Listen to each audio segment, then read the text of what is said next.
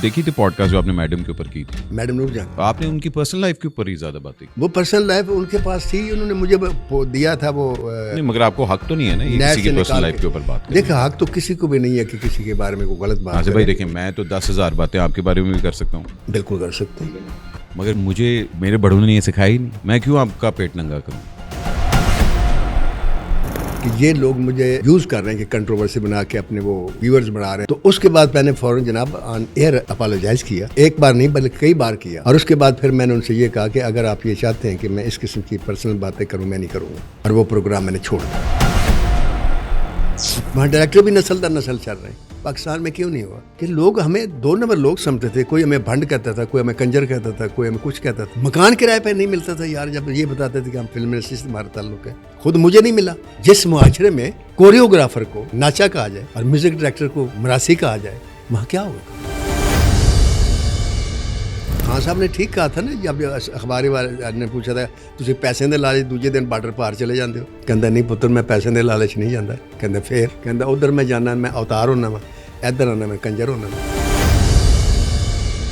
मैंने तो नहीं देखा तालियां बजाई, हमारे हाथ लाल हो गए, हर एक ने आकर बड़े ऐलान किए, हम ये कर देंगे, वो कर दें, वो कर दें। लेकिन ये साथ फरमाइश होती थी कि जब मीटिंग होती थी, यार रेशम ने बुला लेना, रीमा ने बुला लेना, अंजमन ने बुला लेना, यानी ह्यूरन जरूर बुला लेना। ये मिनिस्टर की बात बता रहा हूँ आप, तो उसने क्या देना था हमें?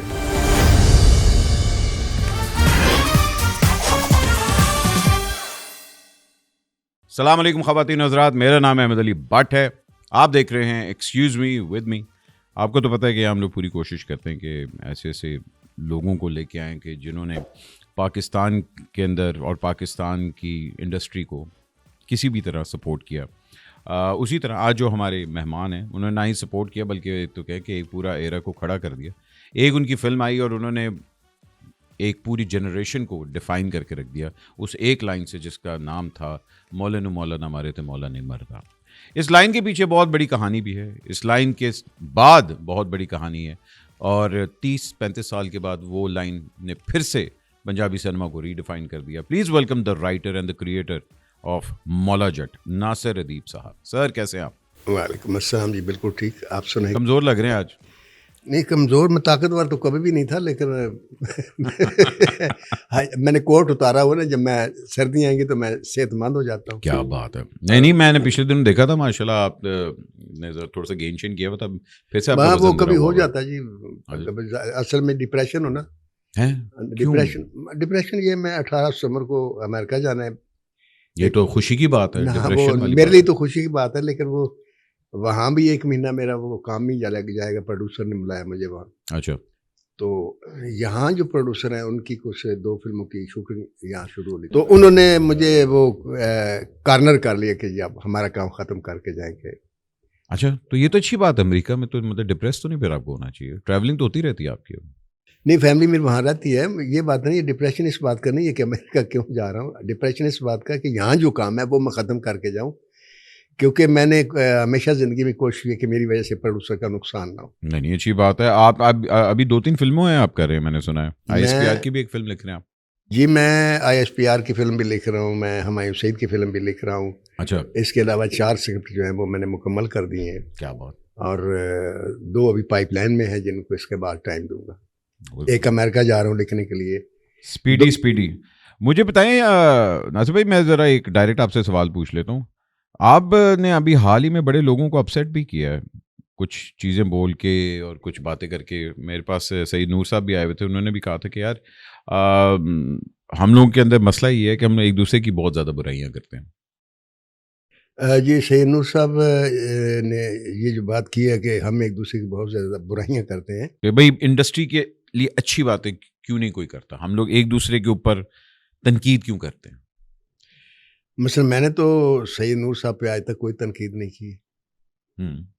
कोई आप मेरे किसी पॉडकास्ट में मुझे बता दें कि मैंने उनके काम पे कोई कदगन लगाई हो, एतराज़ किया हो। नहीं, मगर उन्होंने और या मैंने पाकिस्तान फिल्म इंडस्ट्री के ऐसी बात की जो पाकिस्तान फिल्म इंडस्ट्री के नुकसान में हो। बात यह है कि पिछले दिनों मैं सुनो टीवी पर प्रोग्राम करता था, पॉडकास्ट करता था, तो हम उसमें पुराने आर्टिस्टों के बारे में लोगों को बताते थे। मेरा ये काम भी नहीं, मुझे ये पता भी नहीं था कि पॉडकास्ट में क्या होता क्या नहीं। मैं तो इंटरव्यू देता था, सिंपली। अच्छा, उस पॉडकास्ट में मुझे पता चला कि ये हिस्ट्री बतानी है। अब हिस्ट्री जो है वो झूठ नहीं बोल सकती। उसमें मतलब ये मेरी आदत है कि मैं सर कोई बात मेरे अपने भी खिलाफ हो तो मैं कह देता हूँ। मैं लिहाज अपना भी नहीं करता। जो अपना लिहाज नहीं करता तो वो आपका भी नहीं करेगा। मगर किसी की पर्सनल लाइफ के तो बारे में तो नहीं बोलना चाहिए पर्सनल ना। लाइफ जो होती है, देखिए आप काम के बारे में बोलें, 100 बिस्मिल्लाह बोलें, क्योंकि वो पब्लिक है। मगर सर किसी की जी काम, पर्सनल लाइफ के मैं बारे एक में बात सर, काम के बारे में लोग नहीं सुनना चाहते। आप है ना, आप पॉडकास्ट करते हैं, आपको लोग अहमद बिट के नाम से जानते हैं, ये बहुत अच्छे एंकर हैं ये वो। अब आपके बारे में अगर मैंने ट्रेड को बताना है या आवाम को बताना है, मैं कहता हूँ जी अहमद दिलबर साहब बहुत अच्छे एंकर है, वो तो ऑलरेडी जानते हैं। हाँ बिल्कुल, वो अदरवाइज कुछ सुनना चाहते मगर आपको ये हक तो नहीं ना कि आप मेरी पर्सनल लाइफ के बारे में बात करें। मसलन मैंने कौन सी पर्सनल लाइफ पे गलत बात की? किसी भी, नहीं मैं सिर्फ बात करूं क्योंकि देखिए मैंने वो देखी थी पॉडकास्ट जो आपने मैडम के ऊपर की थी, मैडम नूरजहां की। हाँ जी, हाँ जी, वो आपने उनकी पर्सनल लाइफ के ऊपर ही ज्यादा बातें की थी। वो पर्सनल लाइफ उनके पास थी, उन्होंने मुझे दिया था वो नहीं मगर आपको हक तो नहीं है ना ये नेट किसी से की पर्सनल निकाल लाइफ के। के ऊपर बात करने देखा, हक तो किसी को भी नहीं है कि किसी के बारे में कोई गलत बात नासिर भाई देखिए मैं तो 10,000 बातें आपके बारे में भी कर सकता हूँ, बिल्कुल कर सकते। ठीक है ना, मगर मेरे बड़ों ने ये सिखाया ही नहीं, मैं क्यों आपका पेट नंगा करूँ। उस तरह आपको भी हक नहीं बनता, देखिए आपको भी हक नहीं बनता कि आप किसी की पर्सनल लाइफ को, लेकिन वो जो मैं आपको जैसे पहले बताया कि चूंकि मुझे पता नहीं था कि पॉडकास्ट क्या होती है और क्यों होती है और इसका क्या है, वो मुझे 2 प्रोग्राम करने के बाद पता चला कि ये लोग मुझे यूज़ कर रहे हैं कि कंट्रोवर्सी बना के अपने वो व्यूअर्स बढ़ा रहे हैं, जो कुछ जाहिर बात है। हाँ जी, तो उसके बाद मैंने फौरन जनाब ऑन एयर अपोलोजाइज किया, जितने भी मेरे वो उस वक्त, वो अच्छी बात है, आपने रीमा से भी अपोलोजाइज किया, बिल्कुल सबसे अब किया, और एक बार नहीं बल्कि कई बार किया और बार बार किया। और उसके बाद फिर मैंने उनसे ये कहा कि अगर आप ये चाहते हैं कि मैं इस किस्म की पर्सनल बातें करूं, मैं नहीं करूंगा, और वो प्रोग्राम मैंने छोड़ दी। हाँ अच्छी बात है, बिल्कुल सही। देखिए बात वही आ जाती है, आप काम के बारे में बोलें, लाख बोलें, क्रिटिसाइज करें, बिल्कुल बनता है क्योंकि वो पब्लिक है, ठीक है, लेकिन किसी की पर्सनल लाइफ के अंदर घुसना और ये बताना कि मैं वो तो सर सर सैयद नूर साहब ने जो बात की है कि भाई मैंने ऐसे बात की है, सैयद नूर साहब के खिलाफ एक पॉडकास्ट आई, आपके भी इल्म में होगी, एक आदमी अमेरिका में बैठ कर उसने बड़ी खलीस बातें की शामा जी के बारे में, सैयद नूर के बारे में और रेशम के बारे में और पत्नी क्या क्या। पाकिस्तान फिल्म इंडस्ट्री में कोई बोला नहीं उनके हक में। देखिए वही बात है क्योंकि सिर्फ एक आदमी बोला, जी वो मैं था, और मैंने 1 घंटे की पॉडकास्ट की, उनकी सफाई में की, और वो आदमी जिसको मैंने गलत कहा वो मेरा हमजुल्फ है, वो कोई आम आदमी नहीं था, सारी फैमिली मेरे साथ लड़ी, वो आदमी मेरे साथ बात नहीं बोलता। तो मैंने उसे एक ही बात की, मैंने कहा तुमने किसी की पर्सनल लाइफ में बातें की, उस वक्त मैं भी कर चुका था, तो मैंने अपोलोजाइज किया, तो मैंने कहा तुम अपोलोजाइज करो, तुमने जो बात की। ये पहली बात तो यह कि मैं मानता नहीं है जो तुमने बातें की हैं कि कोई शख्स इतना गिरा हुआ हो सकता है। मैं सैयद नूर को पर्सनली जानता हूँ, वो ऐसा आदमी नहीं है, न सहमा जी ऐसी हैं, लेकिन उसने माफ़ी नहीं मांगी, तो मेरी आज भी उससे बोलचाल बंद है। तो ये इसमें मुझे सैयद नूर ने कहा नहीं था, मुझे सहमा जी भी नहीं कहा था, मैंने खुद सुना जब मुसलसल वो प्रोग्राम, और लोग बड़े शौक से देख रहे थे, और उसकी वो बड़ी देखी वो, क्योंकि इस किस्म की बातें आपको पता है बड़ी देखी जाती हैं। जी जी बिल्कुल। लेकिन मैंने अपने YouTube चैनल पर सबसे पहला प्रोग्राम जो किया था वो ये किया था कि आप लोग ऐसा न करें। सैयद नूर से पूछे, फिर सैयद नूर साहब ने मेरा शुक्रिया भी अदा किया। मैंने कहा मैंने जो किया मैंने आप पर एहसान नहीं किया। देखिए नूर साहब की मैं एक चीज़ बड़ी अप्रिशिएट की, माशाल्लाह 2-2.25 घंटे मेरे साथ बैठे, उन्होंने कहीं भी किसी की बुराई नहीं की। उन्होंने कहा यार मैं जिस फील्ड से बिलोंग करता हूँ मैं क्यों इस चीज़ की बुराई करूँ। हाँ इख्तलाफात होते हैं, काम आप जब कर रहे थे मैंने मेरे कोई भी इंटरव्यू आप उठा कर देख लें जो मैं लोगों को देता हूँ, किसी इंटरव्यू में मुझे दिखा दें मैंने किसी की बुराई की।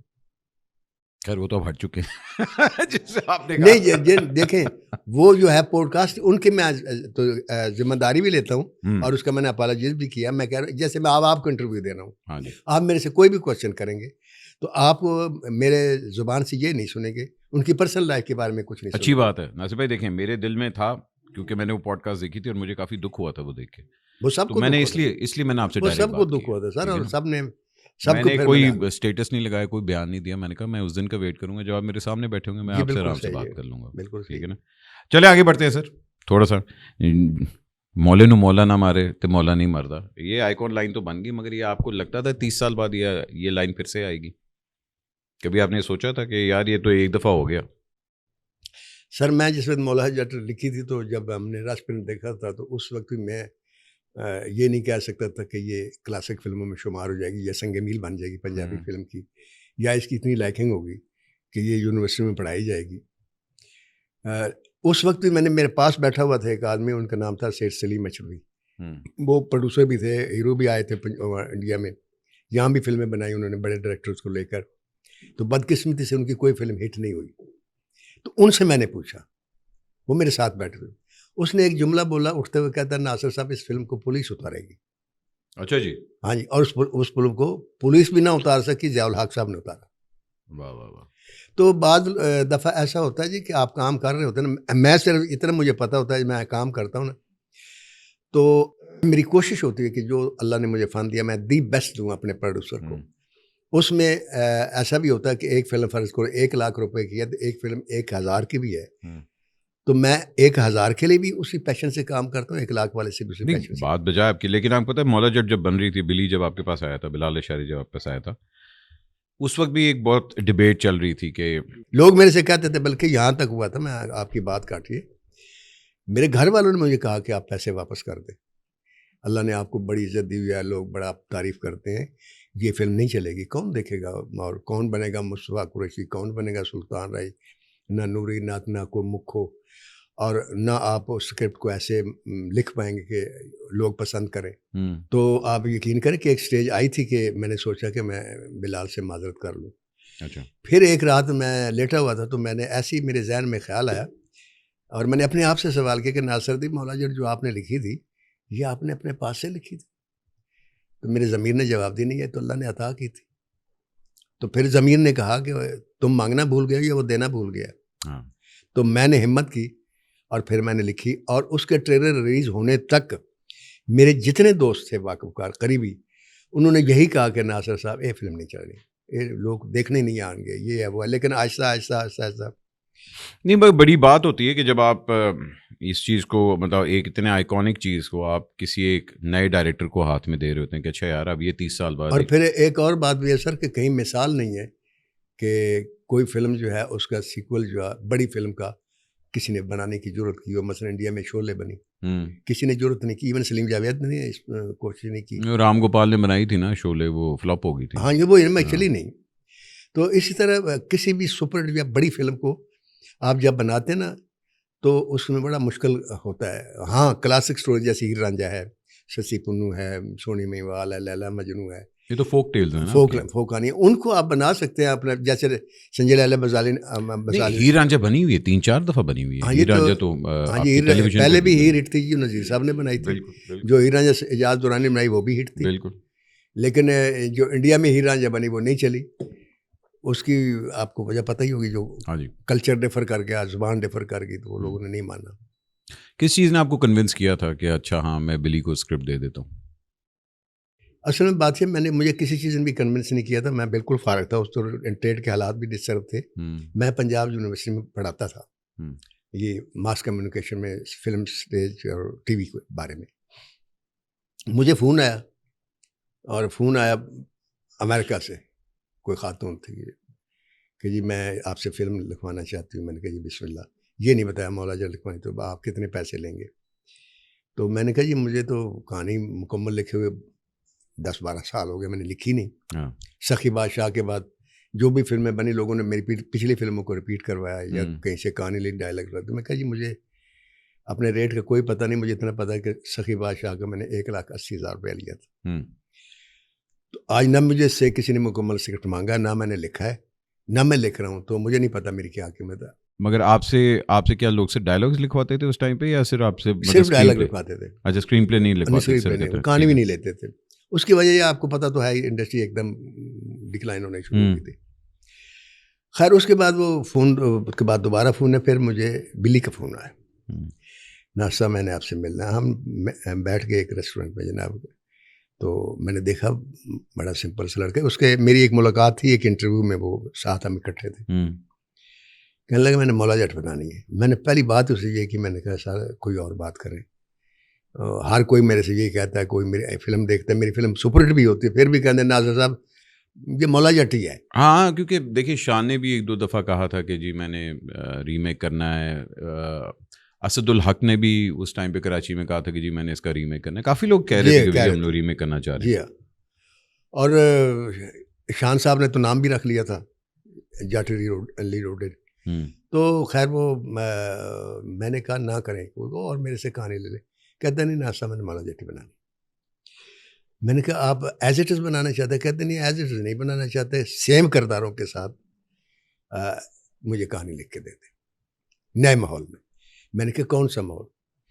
कहता आप ऐसा दौर है जिसमें ना पुलिस थी, ना बिजली थी, ना कोई बात थी, एक फ़िक्शनल हाँ, हम लैंड में एक जा रहे ऐसे हैं। दौर को आप ले लें जैसे पुराने ज़माने में कबाइल होते थे। हाँ, मैंने कहा जी ठीक है। तो मैं हिम्मत कर ली, साइन कर ली फिल्म, पैसे भी सोच से ज़्यादा मिले।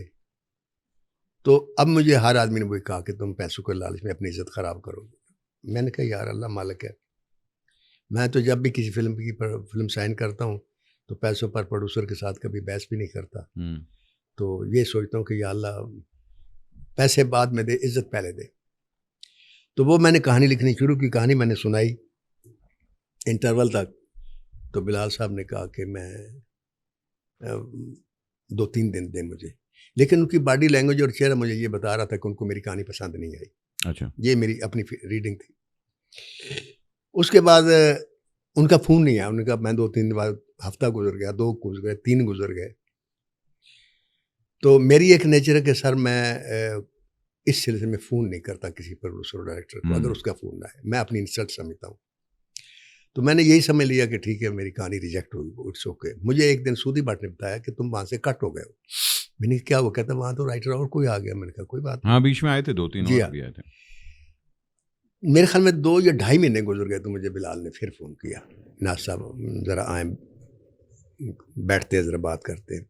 मैं चला गया। कहने लगे नासिर साहब मैं माज़रत चाहता हूँ। पहली बात तो ये है कि वो कहानी मुझे फिर सुनाएँ।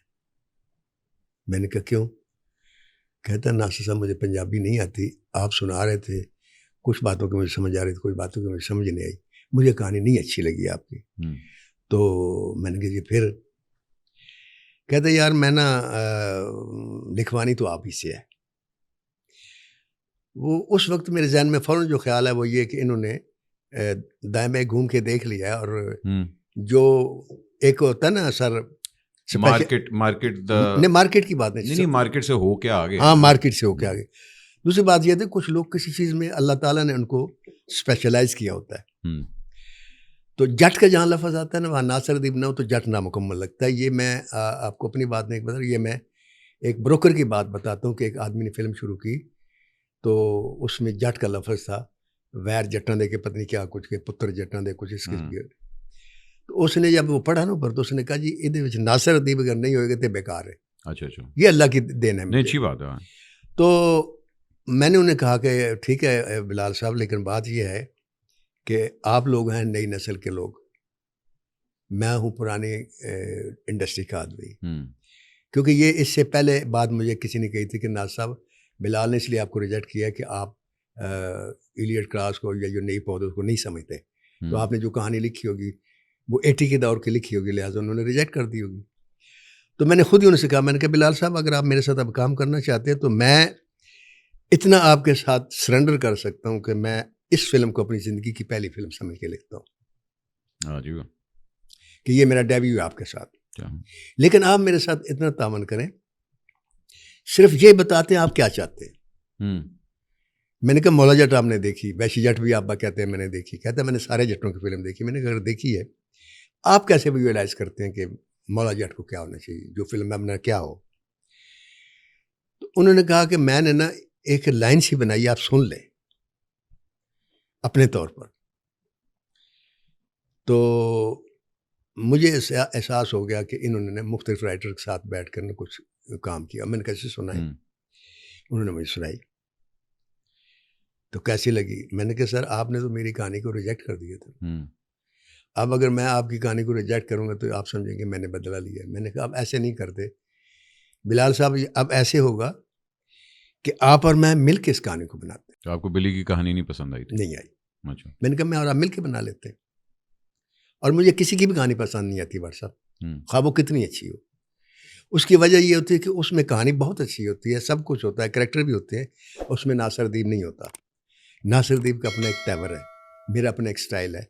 मेरी फिल्म जब स्क्रीन पे चलती है सर, दरमियान में से किसी आदमी ने टीवी पर देखनी शुरू की, टाइटल नहीं देखे उसने, वो सीन सुन के वो कह देते ये नासिरुद्दीन की फिल्म है। ये अल्लाह ने मुझे एक पहचान एक दी है। मेरे मकालमों में एक रिदम होता है और कट टू कट जो चीज़ें होती हैं, मैं उनमें अल्लाह ताला ने मुझे बहुत महारत दी है। वो वाली चीज़ आपकी सिनेमा में भी नजर आती है, वो चीज़ खलील साहब में भी है कि जब आप देख रहे होते हैं आपको नजर आता है कि अच्छा यार ये हाँ बिल्कुल, और यही क्वालिटी होती है इसीलिए। और वही लोग अपना नाम भी बनाते हैं जो अपना तेवर लेकर आते हैं। बिल्कुल बिल्कुल।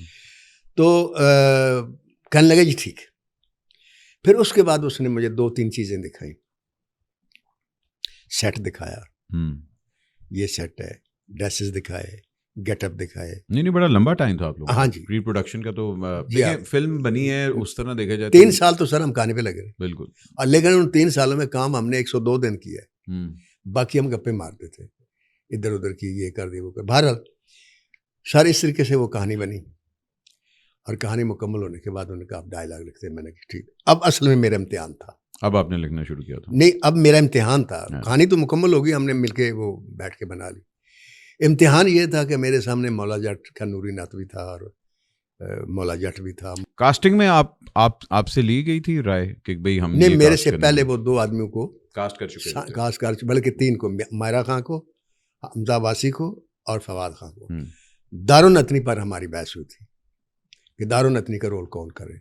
और उन्होंने मैंने उनको सिचुएशन कुछ और दी, उन्होंने कुछ और दी। आखिरकार एक दिन मुझे कहने लगे कि मैंने अमामा मलिक को फाइनल कर दिया। मैंने अमामा मलिक की बेपनाह मुखालफत की। मैंने कहा वो दारुन नतनी की, उसमें वो कड़क भी नहीं है और वो फड़क भी नहीं है, तो आप इसको ना ले, ये नहीं अच्छा कर पाएगी। हालांकि उसने मेरे ख्याल बहुत कमाल किया था। उन्होंने कहा नहीं करेगी। अच्छा। इस पर हमारी बहस हुई। मैंने कहा नहीं सर, 2 चीज़ों पर बहस हुई मेरी, और दोनों में मुझे शिकस्त हुई। मैंने उनसे कहा था कि इसमें गाना ज़रूर होना चाहिए, क्योंकि पंजाबी फिल्म बगैर गाने के अच्छी नहीं लगती, और लोग देखना चाहेंगे कि मुखू ने ड्रेस पहन के किस तरीके से रखी है, कैसे पंजाबी गाने गाया और फवाद खान ने कैसे डील किया। वो सुनते रहे। एंड पे उन्होंने कहा मैंने गाना नहीं। मैंने 2-3 सिचुएशन पे उनका नहीं, मैंने गाना नहीं रखना। इस पर बड़ी बहस हुई। अमामा मलिक पर बहुत बहस हुई, लेकिन अमामा मलिक पर ज़्यादा बहस मैंने नहीं की। मैंने कहा ठीक है, आप डायरेक्टर हैं, आप हो सकता है काम ले लें, वो अच्छा कर जाए, लेकिन गाना आप ज़रूर डालें। गाने के लिए फिर मैंने उनके स्टाफ को भी अपना हमनवा बनाया। उन्होंने भी कहा होना चाहिए, लेकिन बिलाल गाने तो हैं दो एक तरह गाने हैं। एक तो वो जो स्लो नहीं, वो गाना नहीं जो मैं डालना चाहता था, वो गाने नहीं थे। हत्ता कि फिर जब ये लास्ट जो गाना जिसमें डांस करती है वो लड़की साइमा बलोच, जहाँ फवाद खान आता है, मैंने कहा यार इसमें गाना डालने, कहते नहीं डालना, नहीं डाला। फिर मैंने उनको एक बात की। मैंने कहा जब फिल्म का एंड होगा ना, तो लोग आपसे ये बात पूछेंगे कि गाना क्यों नहीं है। अब उसके एतमाद तो उसने कहा नाज साहब नहीं पूछेंगे, और भट्ट साहब किसी ने नहीं पूछा। तो नहीं देखें, एक फिल्म मैंने फिर उनको फिल्म की टोन ही अलग थी। वो फिल्म की टोन ही अलग थी, हाँ क्योंकि तो मेरा ख्याल है बिली की जो भी इसमें थी डिसीजंस वगैरह, वो बॉक्स ऑफिस नंबर वो दिखाते हैं कि हाँ यार एक बंदे की विजन थी, 8-10 साल लगे, मगर उसने वो विजन अपनी प्रूव करके दिखाई है। लोगों की एक्सपेक्टेशन से आगे चलेगी फिल्म। बिल्कुल बिल्कुल, जो लोग सोच रहे थे ना उससे बहुत आगे की। अच्छा, एक बड़ी अच्छी बात अभी हमारी हो रही थी पिछले दिनों, 1-2 पॉडकास्ट हुई जिसके अंदर मौला जट का जिक्र आया। तो एक अच्छा आया था कि जी देखें, राही साहब से एक सफ़र शुरू हुआ, और सुल्तान राही साहब अल्लाह उनकी मग़फ़िरत अता फरमाए, जो स्कूल ऑफ सिनेमा से वो बिलोंग करते थे, जो उन्होंने क्रिएट किया, एक Punjabi loud exaggerated aggressive hero. क्योंकि अगर आप देखें पाकिस्तान की हिस्ट्री उठा के देखें, तो पाकिस्तान की हिस्ट्री के अंदर सिनेमा के अंदर कोई अगर हमारा सुपर हीरो बना है तो वो मौला जट है, सुल्तान राही। वो आइकॉनिक इमेज बनी, वो पास ऑन हुई शान के ऊपर। शान ने पहले वो रिपेल किया कि नहीं मैंने ये नहीं करना, इवेंचुअली शान ने भी वही स्कूल ऑफ थॉट किया, वही लाउड एग्रेसिव पंजाब, वही गर्दन, वही सब कुछ फिर कॉपी किया। वही चीज फवाद ने भी की, वही चीज हमजा ने भी की। सो दैट मीन्स कि एक वो जो आइकॉन है, एक वो जो स्कूल ऑफ थॉट है, चाहे आप उसको जितना मर्जी हंसें, मजाक उड़ाएं, कि आ गया, इवेंचुअली आपको सबको वो करना पड़ा, बिकॉज वो आपकी कल्चर के अंदर एम्बेडेड है, आपकी रूट्स में एम्बेडेड है। और अगर मौला जट पंजाबी में ना होती, उर्दू में होती, तो मेरे नहीं ख्याल कि उसने इतने कभी भी ना चलती सर। बिकॉज वो पंजाबी फिल्म थी, पंजाबी इंटरनेशनल सर्किट में उसको मिला, और पंजाबी ओरा जो था उसका, और माशाल्लाह उसकी एडिटिंग और डायरेक्शन वगैरह सारा कुछ।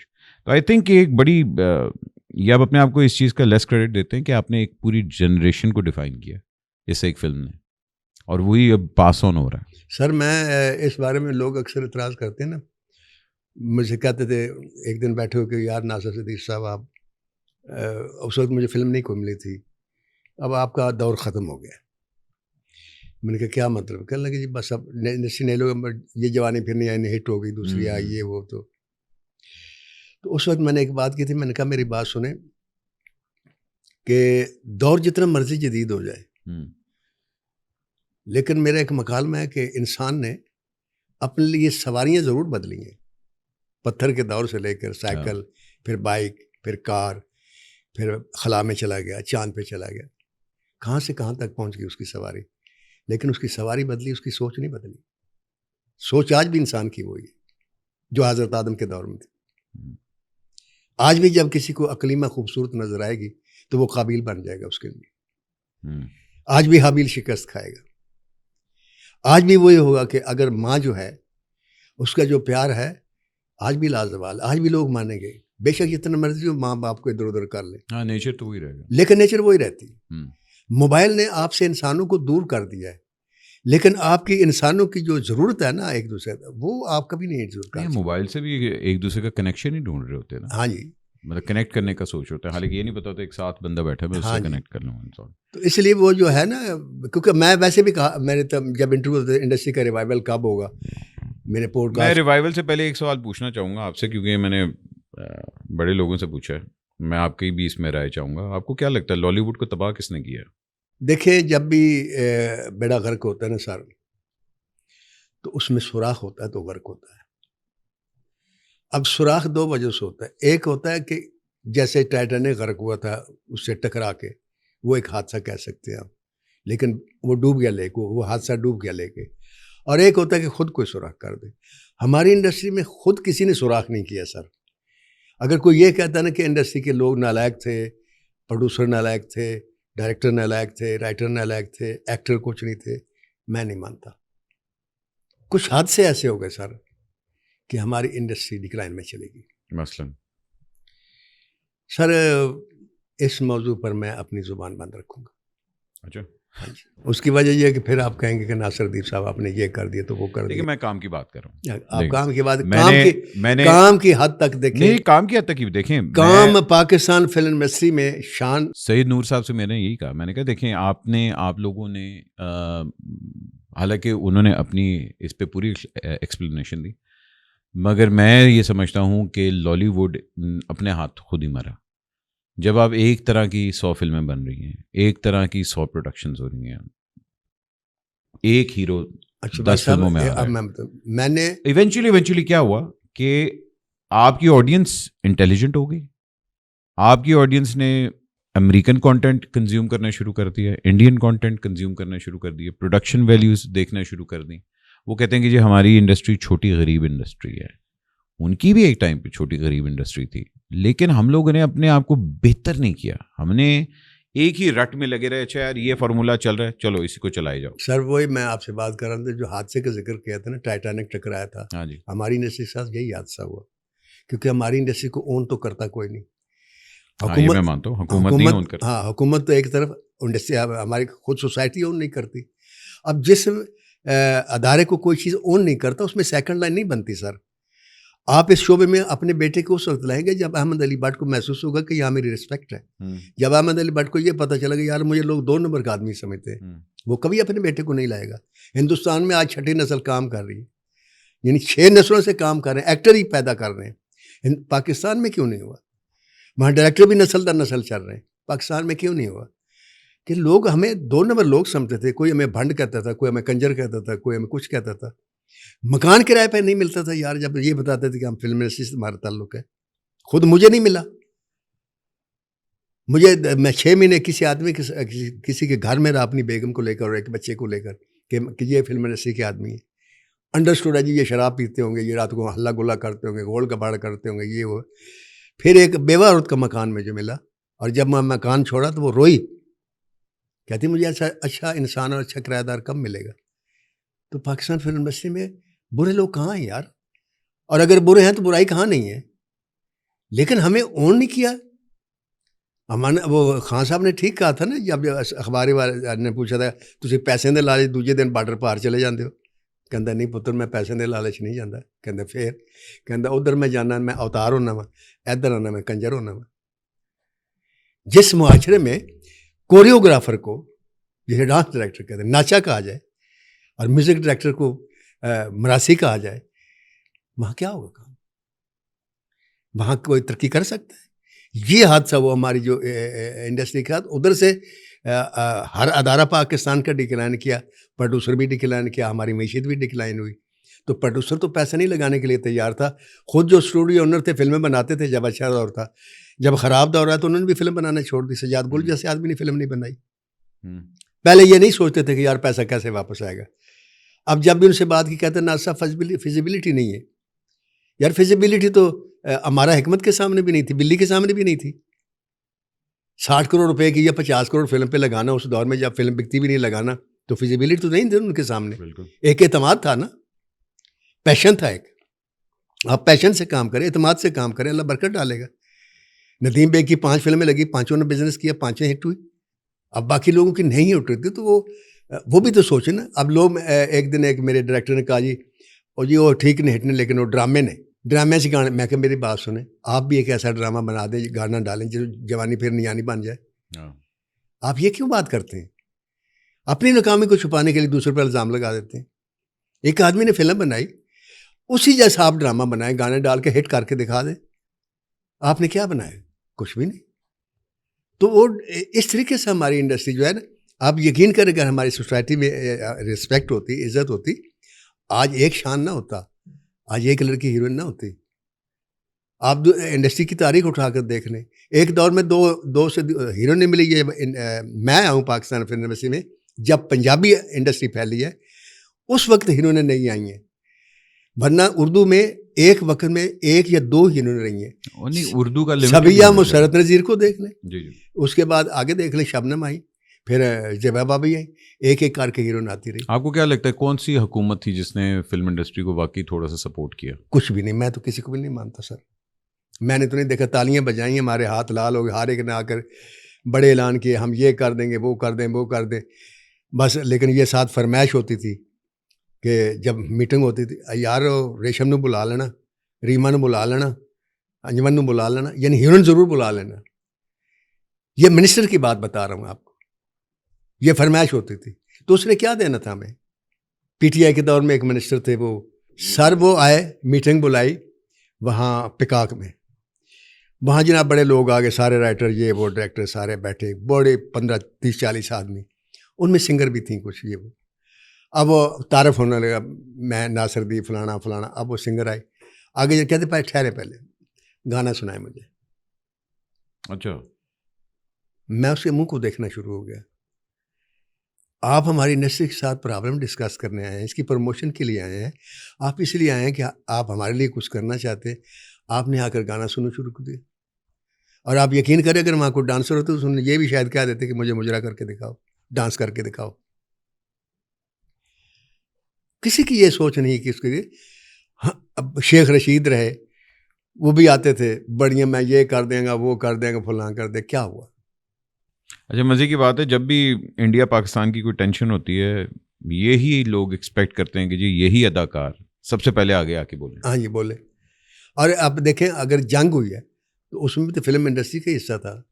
65 की जंग में 50% जो जीत है ना, जो जज्बा पैदा किया, वो मैडम नूरजहां ने पैदा किया, इनायत हुसैन भट्टी ने पैदा किया, इनमें से किसी ने नहीं पैदा किया। और फिल्म इंडस्ट्री की अहमियत को समझे ही कोई नहीं बट सब आज तक, कम से कम पाकिस्तान वाले नहीं समझे। सर जी, किसी भी मुल्क की एक जापान जिसने 2 एटम बम खाए, एक जर्मन जिसने 2 आलमी जंगें हारी, दोनों ने अपनी कौम को फिल्म के जरिए उभारा। और उस अहमियत को देखें, अमेरिका ने अपने आप को सुपर पावर करने के लिए कैरेक्टर क्रिएट किया, जेम्स बॉन्ड। पूरी दुनिया में कोई मसला होता है वो कल जाता है, अकेला आदमी। इतनी अनरैशनल फिल्म वो बनाते हैं, अनलॉजिकल, लेकिन लोग साथ मूव करते हैं। और एंड पे साबित क्या होता है कि जेम्स बॉन्ड ने पूरी इंसानियत को बचा लिया, फलां की तबाही से बचा लिया, इस चीज़ से बचा लिया। तो ये क्या है, ये आज तक वो चल रहा है। और हमने जब मौला जट बनाई तो मेरे जहन में जेम्स बॉन्ड था कि हमारे दरमियान में तो एक किरदार ऐसा हो सकता है कि जिस तरीके से करे। फिर मैंने एक प्रोड्यूसर को सजेशन दी 84 में। मैंने कहा आप एक फ़िल्म लिखते हैं, उसमें मौला जट को किरदार लाते हैं कि कोई मसला है जो हमारी सोसाइटी में जो हल नहीं हो रहा। मसलन कहता जी कि मैं क्या, मसलन देखें आप 100 लड़कियों की शादी होती है तो उनमें 70% लड़कियां परेशान रहती हैं अपने शौहरों की वजह से। कोई बदमाशी कर देता है, उनके साथ ज्यादती करता है, उनका हक नहीं देता, ये नहीं। तो मैंने कहा क्यों ना मौला जट को लेकर आए। वो हंस पड़ा, नहीं माना कि नहीं ये एक ही है। मैं कहा यार बात सुने, वैसे भी तो मैंने कहा सुल्तान ही बदमाश बन के कोई ना कोई मसला हल करता है ना, किसी गरीब की मदद करता है। तो मैंने कहा अगर पॉजिटिव तरीके से हम कहें, हमारी सोसाइटी में, हमारी कौम में, हमारे कल्चर में जो प्रॉब्लम्स हैं जिनका हल हम चाहते हैं, वो हम किरदार मौला जट को लेकर आए और वो उस मसले को हल करें। नहीं माने। नहीं, वो तो मैं चीज़ समझता हूँ, मगर देखिए जहाँ हम लोग हुकूमत की बात कर रहे हैं और जहाँ ये भी कर रहे हैं कि जी फिल्म इंडस्ट्री को, अब हुकूमत ने नई हुकूमत ने ऐलान किया जी कि हम ना, ये मरियम औरंगजेब ने बड़ा कहा जी हम ये करेंगे, हम वो फिल्म सिटी का वो उन्होंने कहा कि हम फिल्म सिटी बनाएंगे और प्रोड्यूसरों को पैसे भी देंगे और ये करेंगे वो करेंगे और गरीब फनकारों को भी पैसे देंगे। वो अगर मैं बताऊं ये गरीब फनकारों को कैसे पैसे देते हैं भट्ट साहब, 5,000 रुपया पहले था। उस 5,000 रुपये को लेने के लिए बैंक में जाना पड़ता था, बैंक अकाउंट होना पड़ा, खोलना ज़रूरी था। मुझे ये बताएं, जो आदमी 5,000 रुपये का हकदार है, 5,000 रुपये के लिए बैंक जाता है, बैंक अकाउंट कहाँ खोलेगा? उस 5,000 को लेने के लिए आप यकीन करें तकरीबन 2,000 से लेकर 2,500 रुपया उसका खर्च हो जाता आने जाने पर, फार्म देने पर, अलहमरा में जाके जमा कराना। अब 20,000 रुपया देते हैं। अब क्या मैंने देखा कि वो उन्होंने कहा जी बैंक में अब पैसे नहीं आएंगे, आप फलां मोबाइल वाली दुकान है वहाँ से पैसे ले। तो मोबाइल की दुकान पर कतार खड़ी हुई और उसमें हिदायतकार भी खड़े हुए, उसमें राइटर भी खड़े हुए और उसमें बेहतरीन कैमरामैन भी खड़े हुए। मैं देख के मेरी आंखों में आंसू आ गए। यार ये मोबाइल वाला क्या सोचेगा? ये तो डायरेक्टर था, इसकी तो फलानी फिल्म मैंने देखी थी, 20,000 रुपये लेने के लिए आया, भिखारी बना दिया। मैंने अपनी ट्रेड से कहा कि खुदा के लिए बंद कर दो ये लेना, ये कोई तरीका नहीं है पैसे लेने का। 20,000 रुपये देते हैं आप साल में एक मरतबा या 2 मरतबा। मुझे बताएं 40,000 रुपये में किसी इंसान की, गरीब की ज़िंदगी गुजर सकती है? एक महीना नहीं गुजर सकता। आप अपने फनकारों की हिफाजत नहीं कर सकते। आपके सामने है भट्ट साहब, कितने फनकार बड़े जब बीमार हुए तब अपीलें करते रहे मेरे इलाज करो। हाँ जी। क्यों? मेरे से एक आदमी ने, वो दीबा, वो रंगीला साहब की बेटी है, अल्लाह उसको खुश करे, हमारी बहन है। मैं जब उससे मिलने के लिए गया, मैं किसी काम और गया तो उसके दफ्तर में चला गया, तो कहती है नासिर साहब आप अप्लाई करें। मैंने कहा किस बात के लिए? कहते अवार्ड के लिए। मैंने कहा अप्लाई तो नौकरी करने के लिए किया था, अवार्ड के लिए तो नहीं किया जाता। कितनी आप दरख्वास्त दें, आप अपना बताएं, मैं ये हूँ, मैं वो हूँ। मैंने कहा बेटा मेरे डायलॉग आसिफ जरदारी ने भी बोला, नवाज शरीफ ने बोला, बेनज़ीर ने बोला, शेख रशीद ने बोला, एतजाज़ हसन ने बोला, मरियम और नवाज ने बोला। उनको ये पता नहीं ये कौन आदमी जिनके डायलॉग हम बोलते? हाँ, सबको ही पता है। मैंने उनको मैं दरख्वास्त दूँ कि मुझे अवार्ड दो। मुझे 50 साल बाद प्राइड ऑफ परफॉर्मेंस मिला, वो भी पंजाब हुकूमत ने नहीं दिया मुझे। पता नहीं सिंध में किसी ने किया और सिंध से मुझे अवार्ड मिला जहाँ मेरे तल्ले की कोई नहीं। चलो शुक्र करें मिल गया। नहीं सर, मेरा अवार्ड वो भी सर, मैं तो इस अवार्ड में बिलीव ही नहीं करता। अवार्ड क्या है? अवार्ड ये है सर कि जब किसी महफिल में जाता हूँ, 4 आदमी बैठते होते ना, 3 नहीं जानते तो चौथा आदमी ज़रूर मुझे पहचान लेते, ये नासिर अदीब है। हाँ, मेरे लिए यही अवार्ड है। लोग मेरी फिल्म देखने आते हैं, मेरे लिए यही अवार्ड है। नासिर भाई देखिए, मैंने अभी बात जो कही ना कि आपकी एक फिल्म ने एक जनरेशन को नहीं बल्कि 3 जनरेशंस को जी। डिफाइन कर दिया, तो इससे बड़ा और बल्कि क्या हो चौथी सकता है? जनरेशन है सर, बिल्कुल। 75 में फिल्म, आज चौथी जनरेशन का अल्लाह की तो रहमत से। ये और वो जो आइकॉन और देखिए, इतनी अल्लाह की रहमत है कि इस एज में कोई राइटर काम नहीं कर रहा, काम करता भी कोई नहीं। अल्लाह का शुक्र है। ये अल्लाह का रहमत नहीं है। मेरे ट्रेलर देख के लेजेंड ऑफ मौला जट के मैंने हिंदुस्तान की 3 फिल्में साइन की और तीनों लिखी। Very good, very good. अच्छा, आप मुझे बताएं कि खैर सवाल तो हमारे पास काफ़ी ज़्यादा हैं आपसे, आप जल्दी करते जाएं, जल्दी मैं से देता आपसे जाऊंगा। पूछते अब मैं जाऊंगा। फंस तो गया हूँ ना आपके पास। हाँ, आप नहीं बोलो। फंस गए हैं। मुझे बताएं, आप बिलीव करते हैं कि जो न्यू एज जो सिनेमा है और जो हमारा एक ओल्ड सिनेमा और जो न्यू एज सिनेमा है, इसके बीच में कॉम्प्रोमाइज़ हो सकता है कि जो हमारे पुराने लोग हैं वो इस न्यू सिनेमा के साथ अपने आप को कॉम्प्रोमाइज़ कर सकते हैं? पुराने लोगों से टेक्नीशियन, नहीं, राइटर्स आप लोग हो गए, मैं तो सर आप तो हैं। मैं तो मैंने जिस तरह सईद नूर साहब से कहा, मैंने कहा अब हमारा टेलीविजन बहुत बड़ा हो चुका हुआ है, जी हमारे ड्रामे हमारी फिल्म से बड़े हमारे ड्रामे हैं, जी। ठीक है ना? तो आप टेलीविजन की तरफ क्यों नहीं आते? उसी तरह आप क्यों नहीं टेलीविजन की तरफ आते? सर मैं टेलीविजन के लिए तो मैं बड़ा अच्छा सवाल किया आपने। पहली बात तो ये कि मैं आपकी इस बात का जवाब दूं कि जैसे मैंने पहले कहा था ना कि इंसान की सवारी बदली है, सोच नहीं बदली। हमें एडजस्ट करने में कोई प्रॉब्लम ही नहीं है। बात सिर्फ इतनी है कि एक तरीका होता है। मसलन मुझे सबसे पहले जियो वालों ने बुलाया कि जी आप हमारे लिए सीरियल लिखें। वो इमरान असलम साहब थे, उस वक्त हेड थे, उस वक्त की बात है। उन्होंने मुझे कराची बुलाया, मैं चला गया। उन्होंने कहा जनाब साहब मैं मौला जट के ऊपर ना वो बनाना चाहता हूँ सीरियल। मैंने कहा यार कोई और आइडिया ले ले मेरे से। कहने लगे ठीक है। कहने लगे ये आप चले जाएँ वहाँ तारिक जमील साहब लाहौर में हैं, उनसे जाकर मिल लें और काम शुरू कर। मैंने कहा ठीक। मैं तारिक जमील साहब के पास चला गया, बिस्मिल्लाह उठ के मिले, बड़ी भगत की, बड़ी इज्जत की, और टाफियाँ आ गई, सारा कुछ आ गया, खाने पीने को खा पी लिया। मैं बैठे गप्पे मार रहे। अब मैं इंतज़ार कर रहा हूँ ये बात करें। आखिरकार जब मैंने कहा चाहिए फिर मैं चलता हूँ, तो कहने लगे ना साहब वो आप लाए लिख के। मैंने कहा ये क्या? वो आइडिया जो आप जिसकी सीरियल बनाना चाहते हैं। मैंने कहा जी मैं समझा नहीं। कहते वो आप आइडिया मुझे देना लिख के। मैंने कहा जी फिर? कहते वो मैं पढ़ूंगा, अगर मुझे ओके लगा तो मैं आगे भेजूंगा। आगे फिर हमारी कमेटी है जिसमें उस्मान पीरज़ादा भी हैं, बदर इकराम हैं, फलां हैं, ये हैं, वो हैं, डॉक्टर अनवर सज्जाद हैं। फिर वो ओके करेंगे और फिर इंशाल्लाह हम आपको कहेंगे कि। मैंने कहा जी ठीक है, तो फिर आप मेरे साथ एग्रीमेंट तो करें ना, पहले एडवांस दें, पैसे तय करें। कहने लगे नहीं ये सब कुछ उसके बाद होगा। मैं उठ पर मैं जाने लगा तो रोके, कहते बात क्या है? मैंने कहा तारिक जमील साहब मैं आपसे एक सवाल करता हूँ, अगर मैं आपसे कहूँ मुझे एक ड्रामा सीरियल डायरेक्ट कर दे तो आपका जवाब क्या होगा? जी मैं कहूँगा मेरे लिए फ़ख्र की बात। मैंने कहा मैं कहूँगा जी शुरू कर दे। कहता नहीं वो तो फिर एग्रीमेंट होगा तो फिर शुरू होगा ना। मैंने कहा तानु सुरखाब दे पर लगे। मैंने पंजाबी की गल की। मैंने कहा तारिक जमील साहब 2 सीरियल तुसी बनाइयां ने और 2 हिट ने, और ਉਹਦੇ ਚ ਤੁਸੀਂ ਹਿੱਟ ਨਹੀਂ, ਉਹਦੇ ਚ ਰਾਈਟਰ ਹਿੱਟ ਹੋਇਆ ਧੁੰਦ ਚ ਵੀ ਔਰ ਅੰਗਾਰਵਾਦੀ ਚ ਵੀ।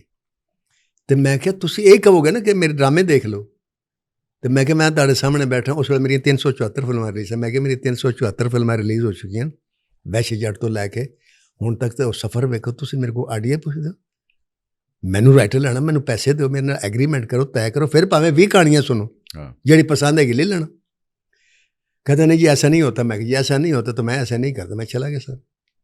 उसके बाद फिर न किसी ने मुझे बुलाया, ना मैंने जाने की कोशिश की है। नहीं, मेरा ख्याल है आपको टेलीविज़न में लिखना चाहिए। सर मैं टेलीविज़न पर लिखने के लिए तैयार हूँ, लेकिन जब कोई लिखवाएगा तो देखिए कम लोग होते हैं जिनकी विज़न बड़ी होती है, और नॉर्मली हमारे टेलीविज़न के अंदर बहुत ऐसे लोग हैं जिनकी विज़न बहुत छोटी है। और मेरा ख्याल है कि आपको ऐसे लोग जिस तरह बिली आपको मिला है, जिसकी या कोई ना कोई बुला लेगा सर। एंट्री तो हो ही गई है ना मेरी नई इंडस्ट्रियाँ में, लोग मुझे अच्छी तरह जाने लगे। हमायूं सही साहब ने भी बुला लिया। तो एक वक्त आएगा जी इंशाल्लाह हम भी लिख लेंगे। बाकी वहाँ चूँकि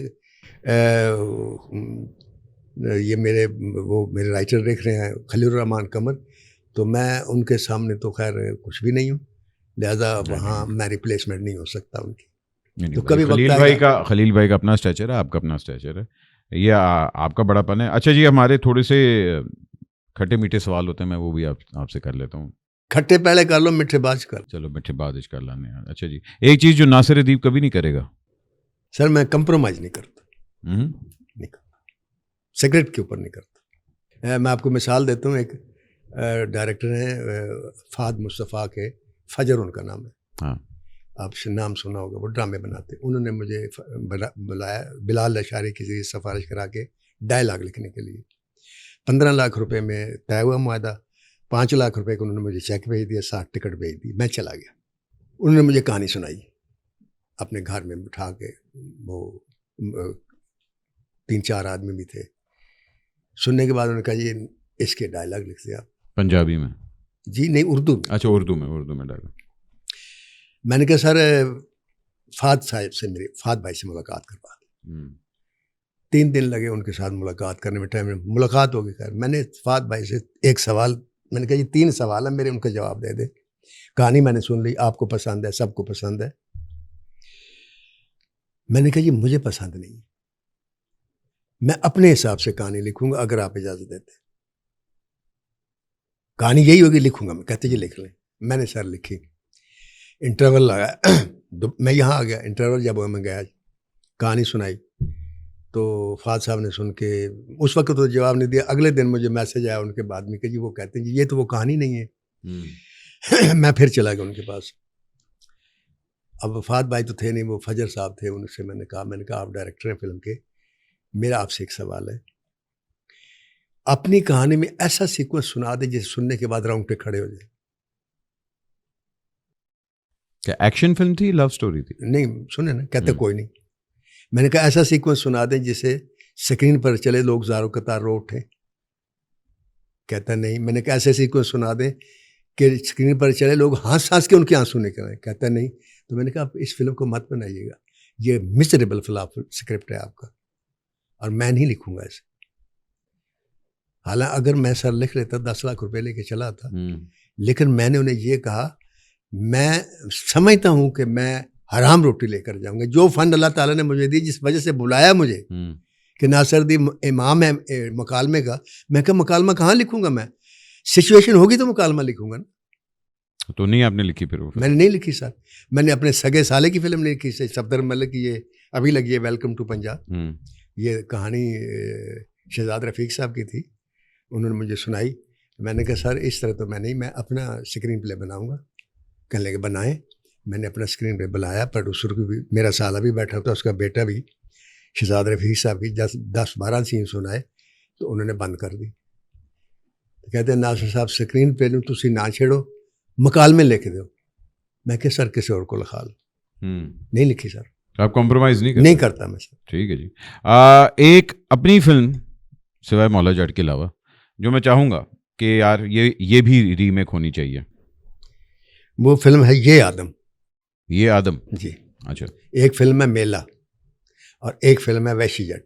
ये तीनों फिल्में फिर से बननी चाहिए आज के दौर के हिसाब से। हाँ ठीक है जी। मेरी करियर की सबसे बड़ी गलती क्या थी? मेरी डायरेक्टर बनना। अच्छा जी। हालांकि मेरी पहली फिल्म सुपरहिट थी, हाँ दुनिया देखेगी। नहीं क्यों? तो फिर गलती क्यों थी? गलती इससे थी सर कि जब मैं डायरेक्टर बना तो सारे डायरेक्टर जो मुझे राइटर लेने रहते सब मुझे छोड़ गए। सारी बात आप कंपटीशन में आ गए। हाँ जी, पहला नुकसान।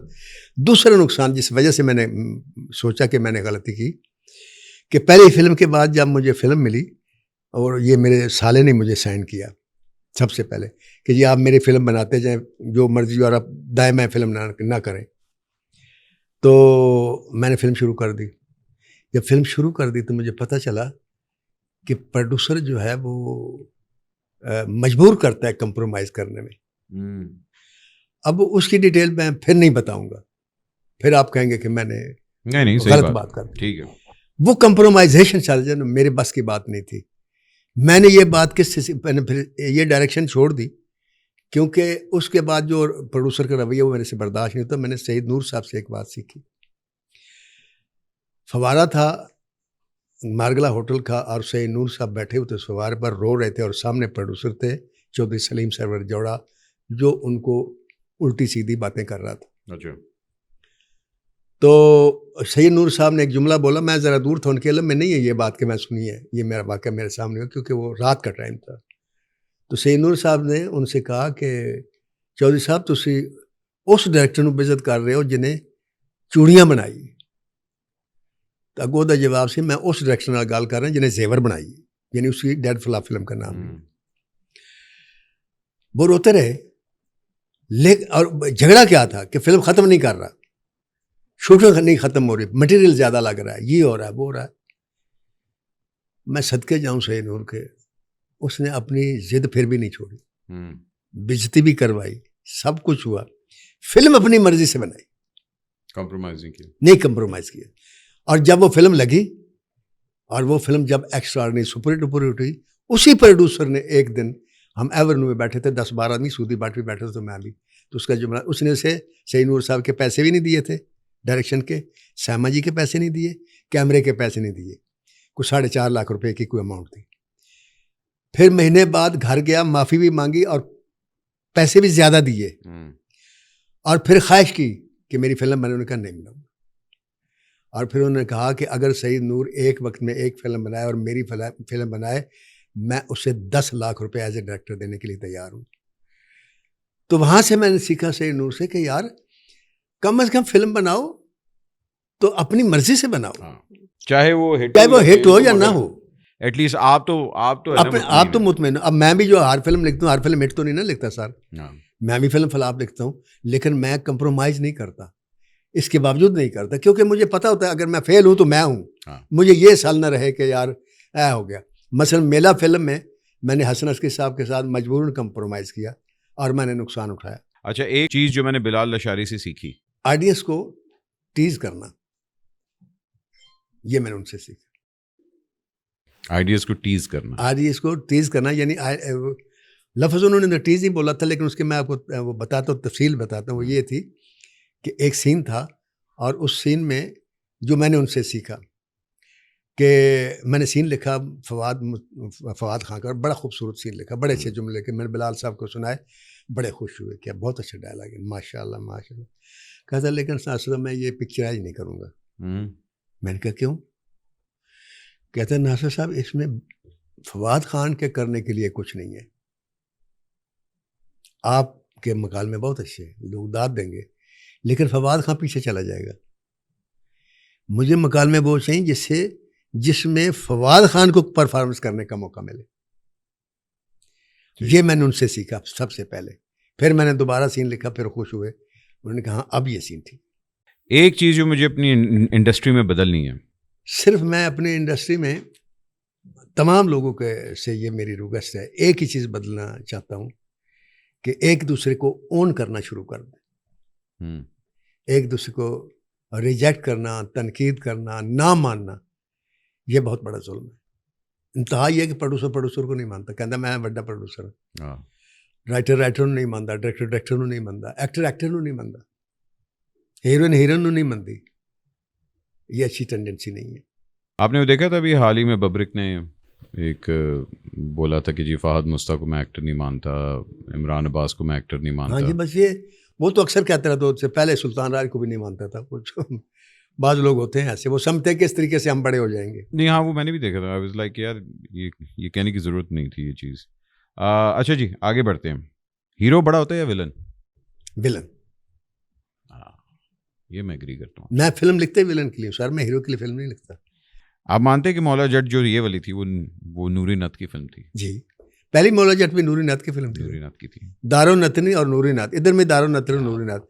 और मेरे से फवाद खान नाराज़ भी है और उसने गिला भी किया किसी से। तो उस आदमी ने जब मुझे उनका गिला पहुंचाया तो मैंने कहा उनको बता दें, और बल्कि हर हीरो सुन ले कि नासिर देव जब भी फिल्म कंसीव करता है पहले विलन कंसीव करता है, हीरो बाद में लाता है। मैं विलन के लिए लिखता हूँ। लिहाजा अगर आप चाहते हैं ना आपकी फिल्म सुपरहिट हो, उसकी एक ही बुनियाद है, विलन बड़ा, अनटचेबल विलन रख। बस एक मशवरा जो मैं शान को देना चाहूँगा, पाकिस्तान फिल्म इंडस्ट्री के लिए पैसों को ना देखे, सिर्फ इज्जत को देखे। एक चीज़ जो मैं राही साहब की मिस करता हूँ, सुल्तान राय की मैं सारा सिर्फ एक चीज़ क्या कई चीज़ें मिस करता हूँ। सुल्तान राय ने ज़िंदगी में पैसे के ऊपर बहस नहीं किसी से, उसने सिर्फ अल्लाह से इज्जत मांगी, और वही मैंने उसी असूल को अपनाया कि अल्लाह से इज्जत मांगता हूँ, पैसे बाद में मांगता हूँ। एक दफ़ा मैंने कहा था उनसे, मैंने कहा सर तुझे पैसे बताओ, कहता यार कम बताना चाहिए, पैसे नहीं छड्डो पड़ो। क्या बात है, मैंने नहीं कभी किसी के मुंह से भी राय साहब की बुराई सुनी। नहीं है, ऐसा था ही नहीं। मैं उसको पाकिस्तान फिल्म इंडस्ट्री का वली मानता हूँ सर। बेशक। हमजा अली अब्बासी की सबसे अच्छी बात? अपने काम के साथ सिंसियर होना, जो मैंने नोट किया। वो बड़े पैशन के साथ काम करता है। मैंने अभी उसको हिंदुस्तान की एक फ़िल्म ऑफ़र की, मुझे उन्होंने कहा कि हम हमजा अब्बासी को लेना चाहते हैं। मैंने फ़ोन किया, उसने बड़ी मेरी इज़्ज़त की, बड़ा प्यार किया, हाँ ठीक है, वो सब कुछ ठीक। कहता है नासिर साहब मैंने 2 फिल्में साइन की हुई, मैं उनको टाइम नहीं दे पाऊँगा। हालांकि उन्होंने कहा था मुंह मांगे पैसे ले लें, और मुझे उन्होंने कहा था कि 4 करोड़ रुपए भी मांगे तो दे देना। और मैंने उसे कहा, उसने कहा नासिर साहब नहीं, मुझे काम चाहिए, पैसों की कोई बात नहीं, मैं कमिटेड हूँ, तो मैं उनके साथ इंसाफ नहीं कर पाऊंगा। ये बड़ी बात है सर। फवाद का सबसे अच्छा सीन कौन सा लगा आपको? वो सीन है जिसमें उनका कोई मुकालमा नहीं है। वो मायरा खां खड़ी होती है एक तरफ होकर, तो वह पास आता है, उसको देखता है और उसको यूँ अपने सीने से लगाने की कोशिश करता, लगता है जैसे कि किस करने लगा है, और उसके बाद यूँ उठा कर लेकर चला जाता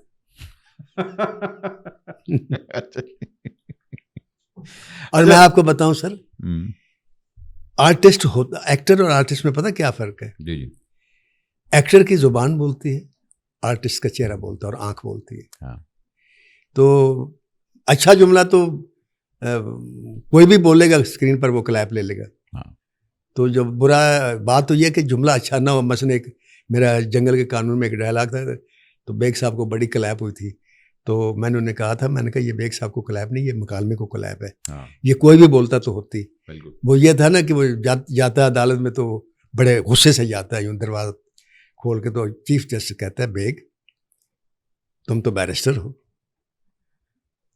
तुम्हें जानना चाहिए कि तुम अदालत में किस तरीके से आना चाहिए। कहता है अदालत? कौन सी अदालत, कैसी अदालत? पीपल्स पार्टी के दौर में नून लीग के खिलाफ, नून लीग के दौर में पीपल्स पार्टी के खिलाफ, और मार्शल लॉ के दौर में इन दोनों के खिलाफ। बाज आर्टिस्ट ऐसे होते वो फिक्रे को, आम फिक्र को मकालमा बना देते। मसलन शोले के मकालमा तक कितने आदमी थे? उसकी सिर्फ डिलीवरी थी, कितने आदमी थे बस आज तक लोगों को याद। और इसी तरह मौला जट में एक मकालमा था, नवा आया है सोने, ये मुस्तफा कुरैशी। आई थिंक दोनों आइकॉनिक लाइंस हैं हमारे पाकिस्तान की, मतलब पाकिस्तानी सिनेमा की तो यही है, नवा आया है सोने, और वहाँ से ये है कि कितने आदमी थे।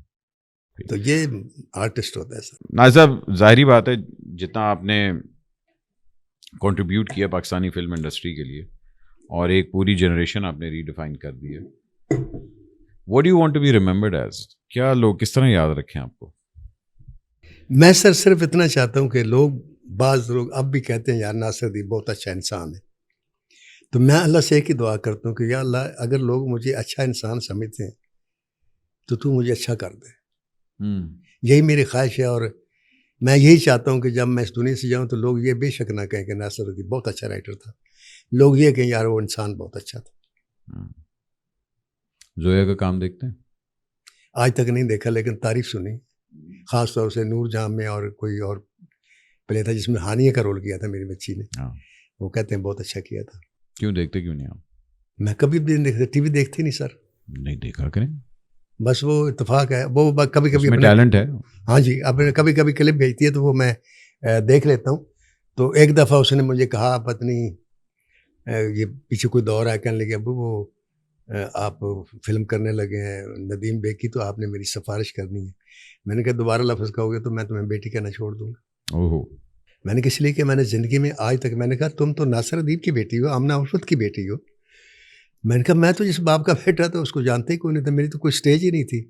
एक पिंड से आया, अनपढ़ माँ, अनपढ़ बाप, अनपढ़ भाई, और मैं नासिर अदीब बन गया। पाकिस्तान फिल्म इंडस्ट्री में घूमो, किसी डायरेक्टर से पूछना कभी नासिर अदीब ने तुम्हें कहा कि यार मुझे भी फिल्म दे दो, किसी से पूछना। मैंने कहा कभी नहीं। मैंने कहा मैं घर बैठे को नदीम बेग ने बुलाया, मैंने तो नहीं कहा उसके मुझे बुलाओ। तो मैंने कहा अपने अंदर वो खूबी पैदा करो, अपने रवैये से, अपने परफॉर्मेंस से, कि तुम लोगों की ज़रूरत बन जाओ। सिफारिश से काम नहीं मिलते। नहीं, मेरा ख्याल है वो बड़ी अच्छी एक्ट्रेस है, उसके अंदर टैलेंट है और बड़ा अच्छा काम करी है वो। और ये भी आपको बताऊं कि एक मैंने उसे ये पेशीन गोई कि तुम इस बात पर अमल करो, एक वक्त आएगा कि तुम लोगों से रिफ्यूज करोगे कि मेरे पास टाइम नहीं है। इतना टैलेंट है उसमें।